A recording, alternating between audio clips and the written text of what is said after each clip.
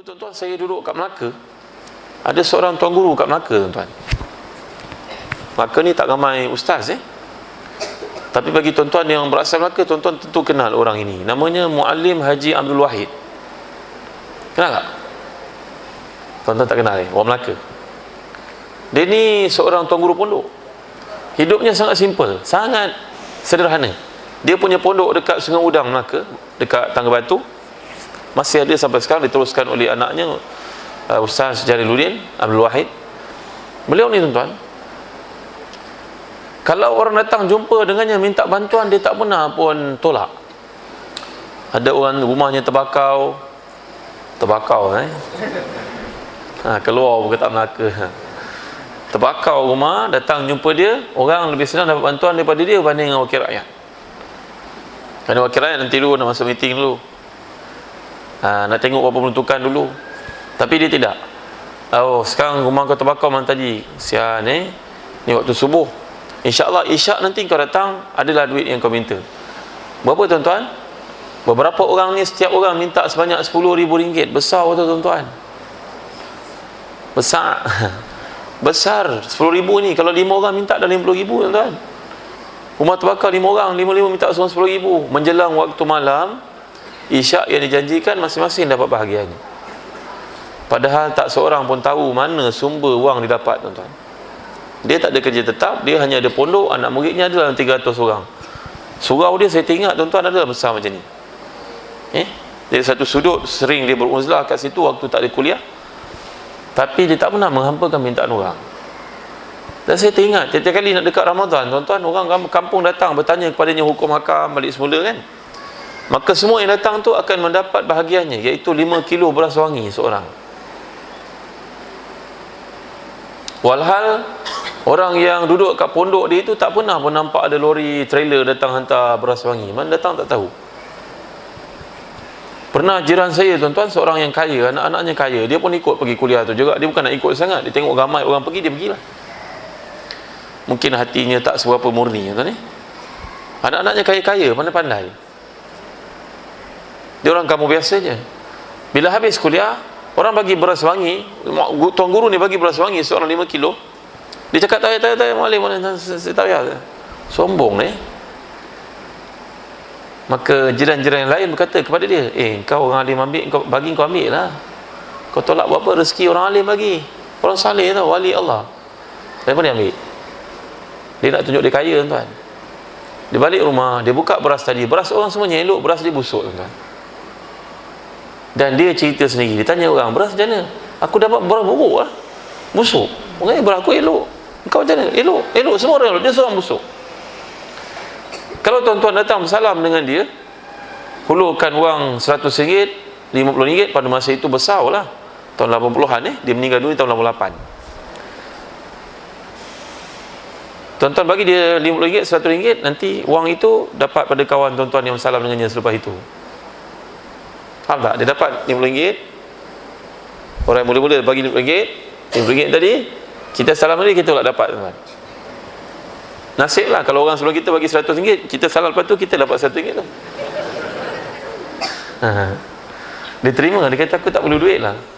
Terima kasih banyak, alhamdulillah, syukur. Kadang-kadang dia ambil, kadang-kadang dia tidak ambil. Pada masa itu Ketua Menteri Melaka Allahyarham Tun Ghaffar Babu datang merasmikan satu sekolah di sana. Dia bagi Tun Ghaffar Babu RM50, tuan-tuan. Dia bagi Ketua Menteri Melaka RM50. Dan yang lebih mengejutkan, anak-anak muridnya yang akrab berkata, kami pergi ke mana, kami memang mendapati kereta tuan guru tak pernah isi minyak. Iaitulah satu pengalaman kami bersua. Kereta itu baru dihadiahkan orang kepadanya, kereta lama lah, kereta buruk, orang bagi kepadanya kereta Ford container. Dia bawa kereta ni nak pergi ceramah ke Bentong, zaman itu belum ada highway. Sampai kat Gombak, kereta yang baru diterima ni meragam, rupa-rupanya minyak dia habis. Dan memang orang tak pernah nampak dia isi minyak. Dia pergi dekat belah-belah yang ada anak sungai dekat Bentong ni, tuan-tuan. Dia ambil air, tuang dalam kereta air daripada sungai dalam tempat minyak ni. Disaksikan oleh 3 orang anak murid yang turut serta. Macam tuan-tuan, anak murid semua tercengang, terbeliak biji mata, biar betul ni dia ambil minyak daripada air. petrol tu daripada air. Dan kereta pun pergi ceramah ke Bentong, balik semula ke Melaka. Dia cakap pada anak-anak murid dia, tolong jangan cerita pada orang apa yang kau lihat. Pengalaman ini aku dengan kau. Bila dia mati, barulah satu-satu cerita pelik muncul, orang ceritakan pengalaman masing-masing.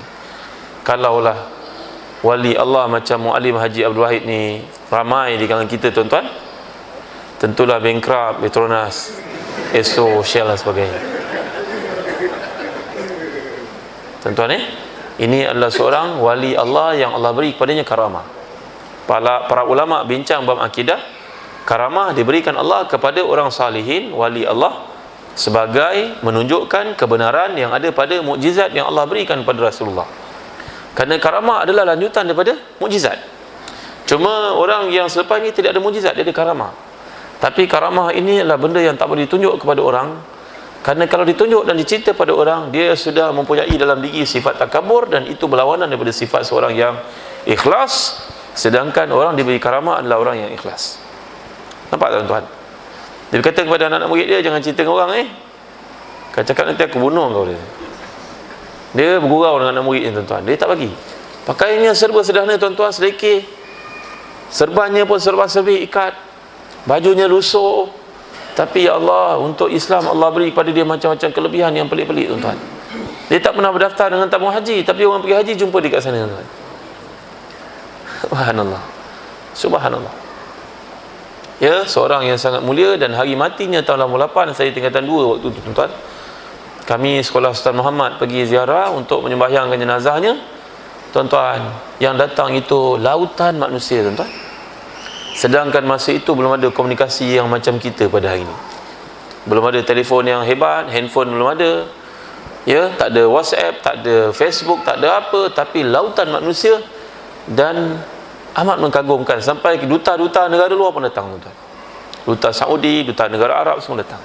Duta Iraq pada masa itu semua datang sembahyangkan jenazah dia. Subhanallah, hebatnya.